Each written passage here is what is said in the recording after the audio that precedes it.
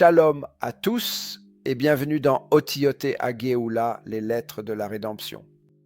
Aujourd'hui, je voudrais parler d'un principe important. Vous en avez peut-être déjà entendu parler.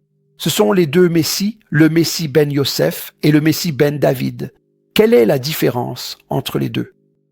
Et quelle est la relation entre Ben Yosef et Ben David? Aujourd'hui, et plus particulièrement dans la parashat Vaïgash, j'aimerais vous expliquer la relation et le lien entre Ben Yosef et Ben David. Au début de la parasha de cette semaine, il est dit Vayigash elav Yehuda vayomer bi. Alors Judas s'approcha de Joseph et dit « De grâce, ne touche pas à Benjamin. » Vous voyez en hébreu le mot « Vayigash » signifie ici la détermination de Judas de s'opposer et même de rentrer en conflit avec Joseph. Nous devons comprendre qu'il y a dans le Messie deux principes.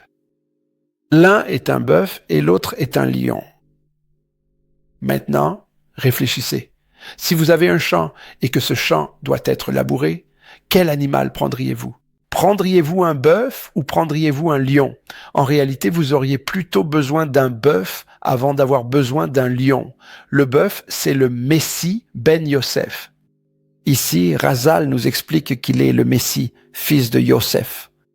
Il doit aller dans le champ et il doit labourer le champ pour préparer la récolte.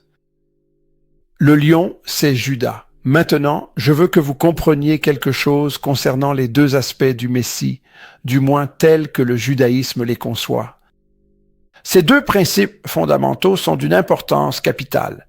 Voyez-vous, ces deux entités distinctes s'opposent l'une à l'autre. Elles sont destinées à s'affronter. Et il est mentionné dans le livre d'Ésaïe au chapitre 11 au verset 13. Vesara kinat Ephraim. La jalousie d'Éphraïm disparaîtra. En réalité, ces deux ennemis jurés sont en fait des frères. C'est une image du judaïsme et du christianisme. Le christianisme représente le Messie souffrant, celui qui est allé sur la croix. C'est Yeshua. Le judaïsme représente un roi triomphant.